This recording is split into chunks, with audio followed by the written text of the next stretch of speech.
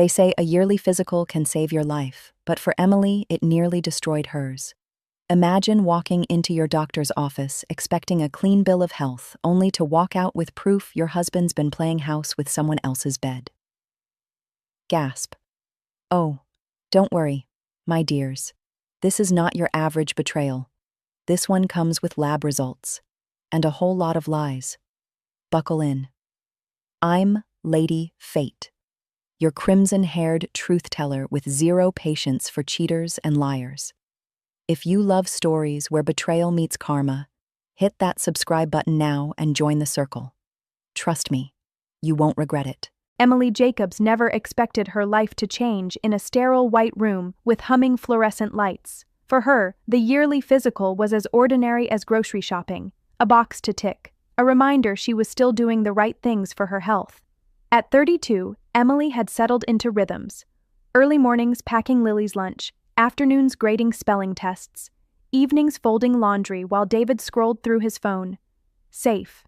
Predictable. Or so she thought. She sat on the paper-lined exam table, swinging her feet like a nervous teenager, though she had no reason to be nervous. She didn't drink, didn't smoke, never experimented with anything wild in college. Emily had been faithful to one man, her husband, David, for nearly a decade. Dr. Patel entered with his usual calm expression, tablet in hand. But today, something in his eyes was different. He shifted in his chair before speaking. "Emily," he began gently, "your blood work looks fine. Cholesterol, blood pressure, all healthy." Relief softened her shoulders until he cleared his throat and continued. "But there's one result we need to discuss." Her heart stuttered. She clasped her hands, bracing herself. "You tested positive for chlamydia." For a moment, Emily didn't process the words. They seemed to float in the air like smoke, impossible to catch. I tested what?" Her voice cracked. "Positive for a sexually transmitted infection." Chlamydia. Emily's stomach lurched. Heat flushed her face, rising from her collar to her temples. "That's impossible," she blurted, shaking her head. "There's no way.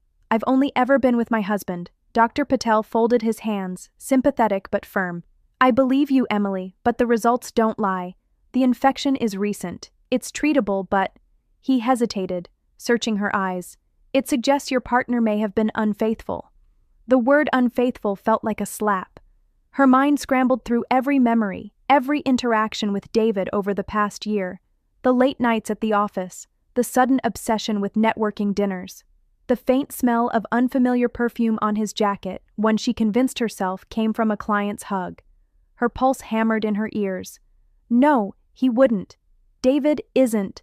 She stopped, the words sour in her mouth. Even as she spoke them, her body betrayed her. She knew. Deep down, she had known for months.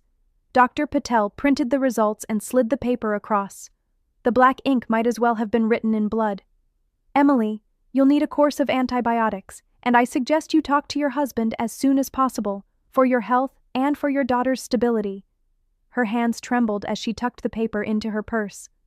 Lily, their 6-year-old little girl with David's dimpled smile and Emily's curious eyes. The thought of her child in the middle of this storm made Emily's throat tighten. She forced a nod, thanked the doctor, and walked out of the clinic on autopilot.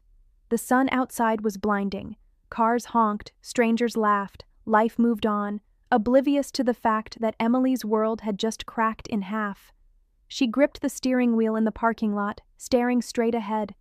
A voice in her mind screamed, "Confront him now! Demand answers!" Another whispered, "Gather proof. Don't let him twist this on you." Tears blurred her vision.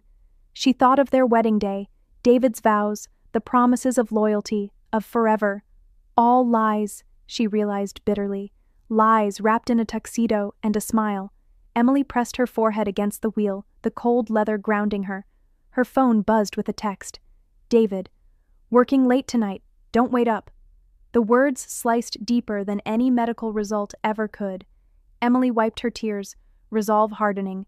If David thought she'd sit quietly while he risked her health and their daughter's future, he had another thing coming. She started the car, the lab slip burning in her purse like a secret too sharp to hold. The confrontation could wait. For now, She needed clarity, evidence, something undeniable. Because when the truth finally came out, she wasn't going to let him wiggle free. Emily leaves the clinic with trembling hands, lab sheet in her purse, mind racing. Do I confront him now, or gather proof? Oh, nothing like a doctor doing the dirty work for you. Forget private investigators. One little test strip and the truth's out. Tell me, would you rather catch your partner through receipts or a lab result? Either way, betrayal doesn't lie in blood work. The drive home felt endless, every stoplight taunting Emily with more time to think. She replayed Dr. Patel's words in her head until they blurred together like static.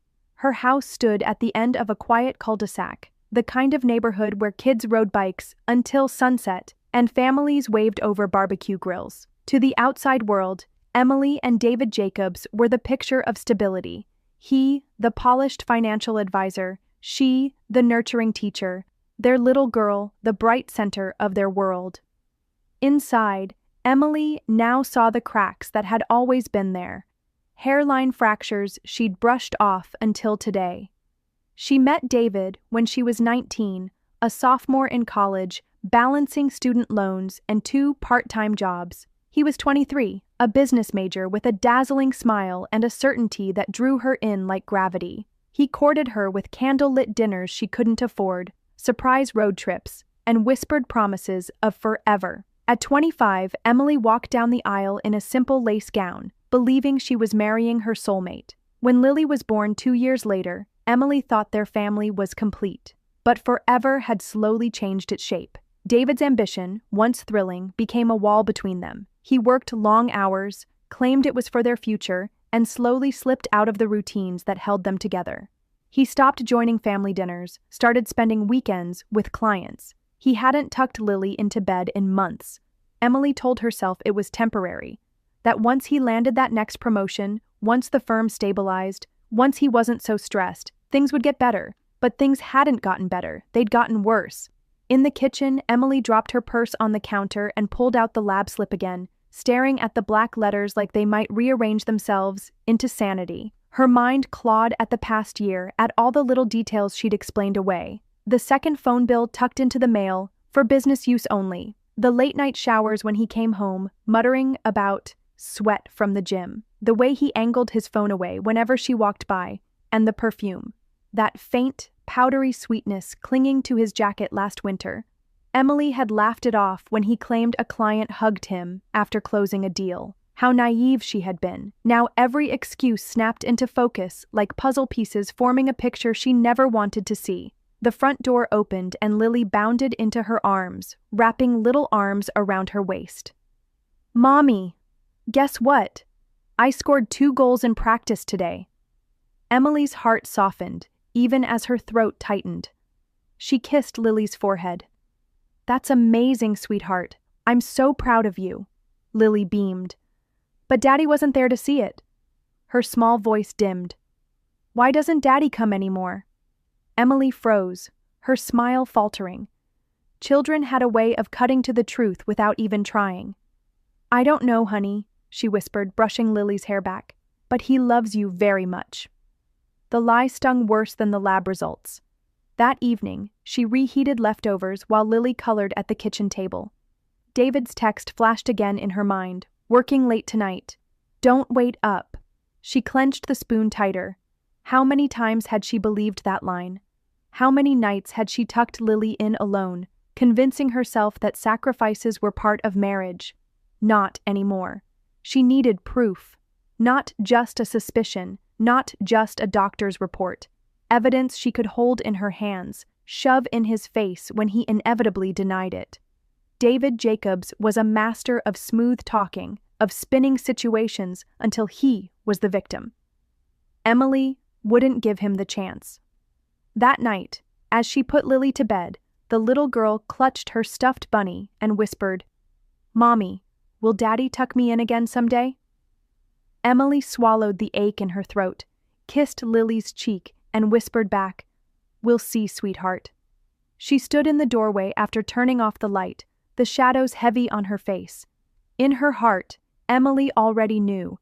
David had been gone for a long time. Now she just needed to catch the proof in the light. Emily overhears Lily asking, Why doesn't Daddy tuck me in anymore? The guilt burns, sharpening her resolve. Ah yes, the perfume on the jacket, the late nights at work, the mysterious second phone bill. Emily ignored it all until fate smacked her with lab results. Honestly, ladies, why do we always wait for receipts when the red flags are practically waving in our faces? The next morning, Emily moved through the house like a ghost. She buttered toast, packed Lily's lunch, and waved as the school bus pulled away. But her mind was elsewhere, on the folded slip of paper in her purse and the truth she was now hunting. She poured herself coffee and sat at the kitchen table, staring at David's laptop bag resting against the chair. He had never given her reason to distrust him, at least not openly. But last night had replayed in her head until dawn, and the gnawing ache in her stomach left no room for doubt. Emily wasn't naturally suspicious. She didn't snoop through phones, didn't track locations, didn't play detective, but betrayal had forced her hand. She took a deep breath and opened his laptop. David had never changed his password. It was still the same college-era phrase, the name of his favorite band followed by their anniversary date. How ironic, Emily thought bitterly, that he could remember that detail but forget fidelity. The inbox loaded, and within seconds, her worst fears had flesh. There were hotel confirmations, each one neatly filed under business travel. The dates matched the nights he'd claimed he was in Boston or New York for client meetings. But the hotels, they were less than 30 miles from home. She scrolled further, pulse quickening. Buried in his work folder was a pharmacy receipt, antibiotics, the same prescription Dr. Patel had mentioned yesterday. Her stomach dropped. This wasn't just carelessness. This was arrogance. David wasn't even trying to cover his tracks anymore. That Saturday, Emily took Lily to her soccer game. She sat on the bleachers, hands tight in her lap, while children in bright jerseys darted across the field. Parents cheered, clapped, snapped photos. David arrived 20 minutes late, tie loosened, hair still damp from a shower. He slid onto the bench beside her, smelling of expensive cologne. Emily turned her head slightly, studying him in profile. For years, she had looked at him with love, with longing, with gratitude for the life they'd built. Now she looked with detachment, cataloging every detail like a scientist observing a specimen. He smiled at Lily's goal, waved, then pulled out his phone. The screen lit up, and Emily caught the vibration, the faint buzz against his jacket pocket. Her eyes flicked down, and there it was, a text notification, just enough of a preview to slice her heart open. Last night was amazing. Can't wait for round 2. S.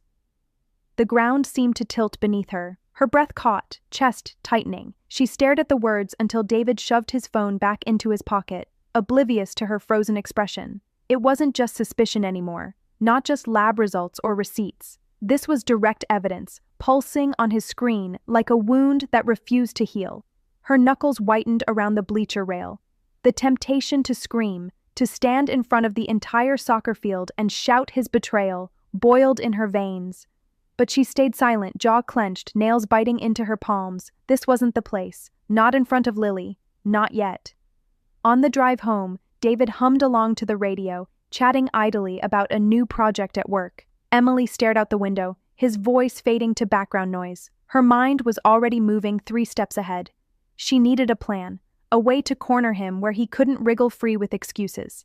The STI results, the receipts, the hotel confirmations, the text. She had all the ammunition. Now it was just a matter of when and how to fire. That night, she lay awake staring at the ceiling, David snoring softly beside her. Her hand brushed the nightstand drawer where she had tucked away the folded lab slip and screenshots. Her heart whispered one word: soon. A phone buzzes in David's jacket pocket. Emily sees the text preview. Last night was amazing. Can't wait for round 2. S. And there it is, the holy trinity of cheating: hotel bookings, pharmacy slips, and a text from someone signed with just an initial. Classic. If you've ever been in Emily's shoes, I bet you knew the truth long before the screenshots. But don't worry, David's about to learn screenshots are forever.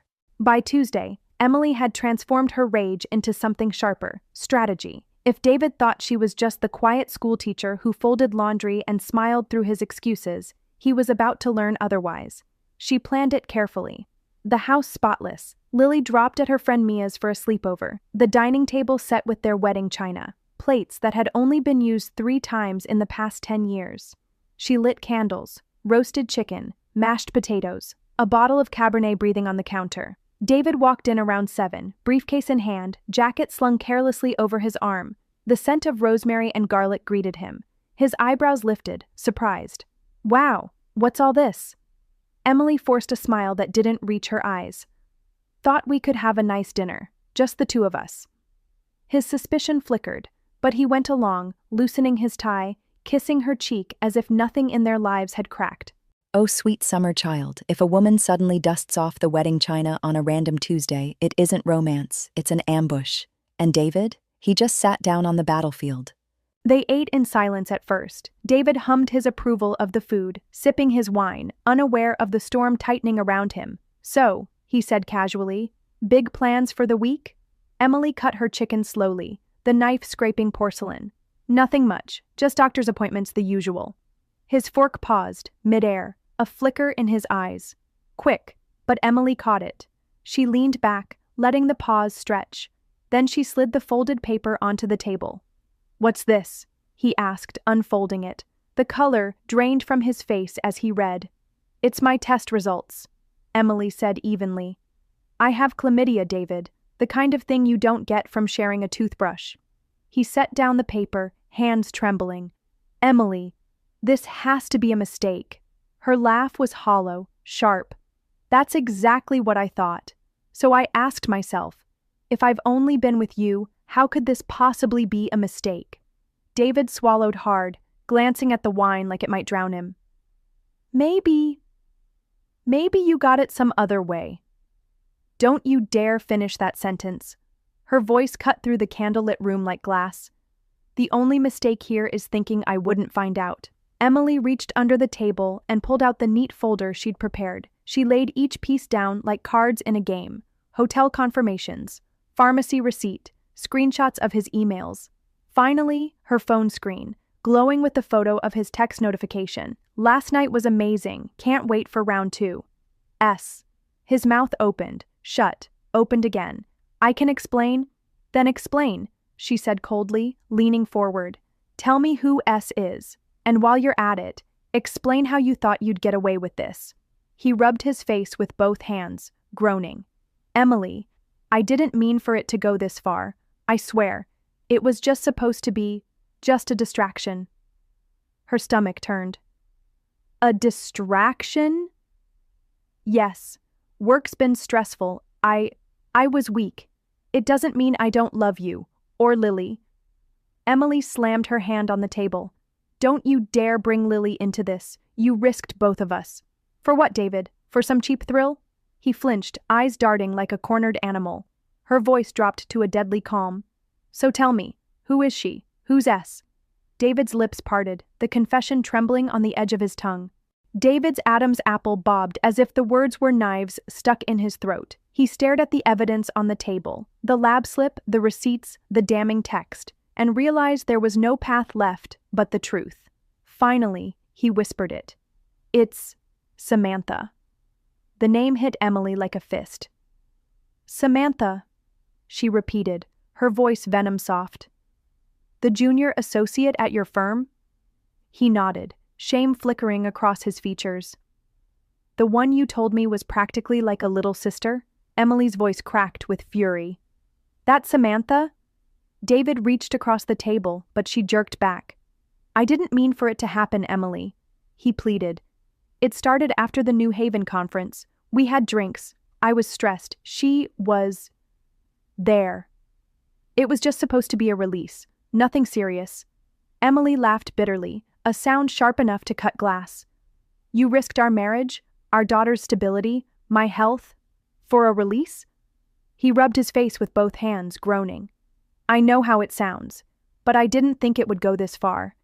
She kept pushing for more, and I—" "Don't you dare blame her," Emily snapped.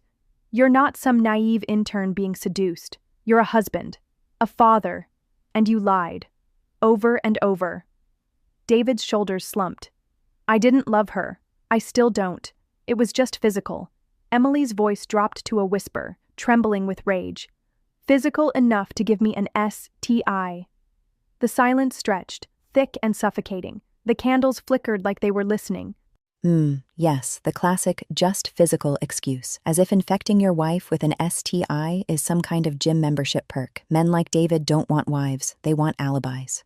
He dropped to his knees beside her chair, desperation in his eyes. Please, Emily, don't end this. We can fix it. I'll cut her off. I'll go to counseling. I'll do whatever it takes. Emily stepped back, disgust flashing across her face. You don't get to say we anymore. You made your choice. He grabbed her wrist, eyes wet. Don't destroy our family. Lily needs us together. She ripped her arm free. Lily needs a father who respects her mother, not a liar who gambled her health away. Later that night, after David stormed out to clear his head, the silence in the house was deafening. The candles had burned down to pools of wax. The food sat cold and untouched. Emily wandered into Lily's empty bedroom, the little bed with unicorn sheets, the stuffed bunny resting against her pillow. Her chest tightened. Tears spilled down her cheeks. This is what he's risking, she whispered into the silence. Not just me, not just us, her. The weight of it settled heavy on her chest. David's betrayal wasn't just a fracture in their marriage. It was a crack running straight through their daughter's world. When Lily came home from her sleepover the following morning, she bounded into Emily's arms, giggling about pancakes and cartoons. But later that night, she tilted her little head and asked softly, "Mommy, why were you crying in the bathroom yesterday?" Emily froze, forcing a smile. "I just had a hard day, sweetheart, but it's not your fault." Lily hugged her tightly, then whispered, "Can Daddy tuck me in tomorrow?" The question gutted her. Emily kissed her forehead, whispering, "We'll see." She lingered in the doorway as Lily drifted off, her chest burning with resolve. In the quiet of her own room, Emily stared at her reflection in the mirror. Red-rimmed eyes, clenched jaw. The woman staring back wasn't broken. She was sharpening. Emily had played the confrontation with David over and over in her head. His excuses, his pleas, his pathetic attempt to call Samantha just a distraction. But deep down, she knew there was more. And if she wanted the whole truth, she had to hear it from the source. On Thursday afternoon, Emily sat in a small corner booth of a downtown cafe, her heart pounding harder than it had in that doctor's office days earlier. She'd asked Samantha to meet under the guise of needing clarity. Samantha arrived 10 minutes late, strutting in with confidence that didn't match her age. 26, glossy chestnut hair, sharp suit that screamed ambition. The kind of woman who thought she could conquer anything. When her eyes landed on Emily, she smirked. Well, I wondered when this would happen." Emily gestured stiffly to the seat across from her. "Sit." Samantha slid into the booth, crossing her legs. "I assume this is about David." Emily's jaw clenched. "It's about the man who's supposed to be my husband, the father of my daughter, and the lies he's been telling both of us." Samantha leaned back, her smile smug. "He told me you'd overreact, that you were fragile, couldn't handle the truth." Emily's hand tightened on her coffee mug. "Fragile?" she echoed. "I'm the one holding our family together while he sneaks off to cheap hotels. Forgive me if I don't look fragile." Samantha shrugged. "David told me he's leaving you, that your marriage was already over." Emily laughed bitterly. "Funny. He told me you were just stress relief, a fling that didn't mean anything." The smug mask cracked just for a second. Samantha's smile faltered before she straightened again. "He loves me, Emily. He promised we'd build something real once he was free of you." Emily leaned forward, her voice like ice. "He's a liar. To me, to you, to everyone. And you're foolish enough to believe you're special." Samantha bristled, eyes flashing. "You think I don't know what I'm worth? David wants me, not you. Why else would he spend nights with me? Not in your boring suburban house?" Emily held her gaze, unflinching. "Because he's a coward who chases ego boosts instead of facing real life. That doesn't make you his future. It makes you his distraction." Samantha's cheeks flushed. She opened her mouth to snap back, then hesitated, lips tightening. Emily saw it, that flicker of doubt, that tiny crack in her armor. Samantha finally leaned in, voice dropping low, her smugness thinning into something more raw. You think you've won because you have the ring? You haven't won anything. Emily frowned. What are you talking about? Samantha exhaled sharply, then spat it out. I'm late, Emily. And if I'm pregnant? Her eyes hardened. You're not the only one tied to him anymore. Emily's world tilted. The cafe noises blurred, the hiss of espresso machines, the clinking of mugs, until all she heard was the pounding of her own heartbeat. Her fingers went numb around the mug. She wanted to scream, to laugh, to cry all at once.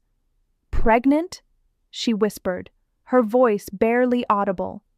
Samantha smirked again, but her eyes betrayed fear this time. Looks like you're not the only woman in his future.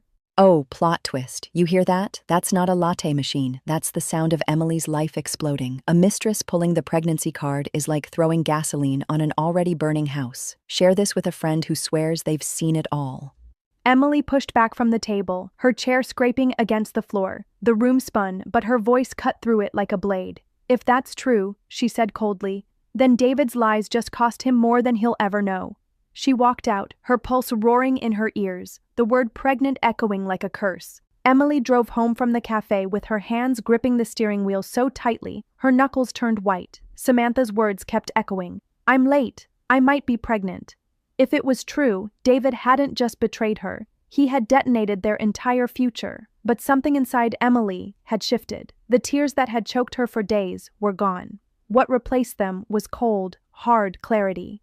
That evening, she sat at the kitchen table with her laptop glowing. While Lily worked on her math homework in the living room, Emily filled out the online forms, researching attorneys, printing what she needed. By midnight, a neat stack of documents sat beside her. Divorce papers, custody petitions, protective clauses. She didn't cry while she signed, she didn't even shake. The next morning, she slipped them into a manila envelope and tucked it into her bag. When David walked in that night, Emily was waiting. Lily was at her friend Mia's again, this time for a planned sleepover. Emily had chosen the timing deliberately. David smiled nervously as he set down his briefcase. Hey, can we talk? We will, Emily said calmly, pulling the envelope from her bag and placing it on the coffee table. But first, you should look at this. He frowned, opening the envelope. His eyes scanned the words, and his face drained of color. Divorce papers? His voice cracked. Emily's gaze was steady. You wanted to play house with Samantha? Play it on your own time. You don't get to risk me and our daughter anymore. David's pleas. He stumbled back a step. Emily, wait. Please, don't do this. Think about Lily. She needs us together. No. Emily snapped, her voice rising for the first time. She needs a father who doesn't lie, cheat, and risk her mother's health. You stopped being a husband the second you crawled into that hotel bed. Don't you dare pretend you're still a father. David's jaw tightened, desperation creeping into his voice. We can fix this. I'll end it with her. I'll prove it to you. Emily laughed bitterly. End it with her? She told me she might be pregnant. The words landed like a gunshot. David staggered, his lips parting in shock. She told you that? Yes. Emily folded her arms. And whether it's true or not, it doesn't matter. Because the man who gave me an STI and lied to my face for a year is not the man I'm raising my daughter with. He dropped to his knees again, clutching her hand. Please, Emily, don't take Lily away from me. Don't ruin our family. Emily ripped her hand free, her voice cold as steel. You ruined it. The moment you decided our vows were optional. He sank onto the couch, burying his face in his hands. For once, he had no slick answers, no polished lies. Just silence. And there it is, the paperwork that says I'm done being your doormat. Honestly, this should be required reading for cheaters. You break it, you buy it, or in David's case, you lose it all. Who else thinks Emily should have charged him an emotional damages fee? Emily walked upstairs and opened Lily's bedroom door. She watched her little girl sleeping peacefully, the stuffed bunny tucked under her arm, oblivious to the storm swirling outside. Her heart ached, but for the first time she felt something new, strength. She whispered into the dark, more to herself than to Lily. We're going to be okay, because I won't let him destroy us. The next day, Emily packed a small suitcase for her and Lily. Clothes, essentials, the bunny. She picked up the papers again and set them neatly on the kitchen counter with a note. When David came home that evening, the house was quiet. He called her name, his voice echoing in the emptiness. On the counter, the envelope waited like judgment. Emily walked out of the house, Lily's small hand in hers, the evening sun setting behind them. She didn't look back. 6 months later, Emily's life looked nothing like the one she'd been living when she sat on that exam table at Dr. Patel's office. The house was quieter, lighter. No briefcase dumped at the door, no excuses about late nights, no perfume clinging to suits that didn't belong to her. Just her and Lily. And for the first time in years, peace. Emily had started running again in the mornings, taking Lily to school, pouring herself into teaching and rediscovering the woman she had been before David's shadow swallowed her. She laughed more, she smiled for real. One Saturday, while Lily was drawing chalk rainbows on the driveway, Emily sat on the porch sipping coffee when her phone buzzed. The message was from an unfamiliar number, but the name, signed at the bottom, was instantly recognizable. Samantha. He ghosted me too, the text read. I was pregnant, but I lost the baby. I thought you should know. He hasn't spoken to me since. Emily stared at the screen, emotions swirling. For a long time, she felt nothing but hollow. No anger, no joy. Just a deep, echoing pity. Pity for a woman who thought stealing another woman's husband would build her a life. Pity for someone who had believed David's lies just as Emily once had. But no regret. No second thoughts. She typed back only 2 words. I'm sorry. And then she blocked the number. That night, as she tucked Lily into bed, Emily realized something profound. Betrayal hadn't destroyed her, it had set her free. Mommy, Lily mumbled sleepily, clutching her stuffed bunny. Are we happy now? Emily's throat tightened, tears stinging her eyes. Yes, sweetheart, she whispered, kissing her forehead. We're happy now. Well, isn't that poetic? Samantha thought she was climbing into Emily's place, but fate doesn't take bribes, darling. And David, infecting one woman, abandoning another, and losing the only one who mattered. Cowardice never looked so pitiful. But Emily? She walked away stronger, proving that sometimes the ugliest truths don't break us. They crown us. And Lily? She'll grow up watching her mother choose dignity over deceit. That, my dears, is fate collecting her debt in full. Another chapter closed, another liar burned. If this story made you cheer, share it with a friend who loves a little scandal with their tea. And that wraps up today's story. Now we want to hear from you. Where are you watching from? Drop your city or country in the comments, and let's see how far these stories reach. If this story moved you or gave you chills, give it a like, share, and subscribe for more powerful stories. One last thing, rate the story from 1 to 10 in the comments. Your feedback helps us bring you even better ones next time. Thanks for watching. We appreciate you being part of this storytelling journey.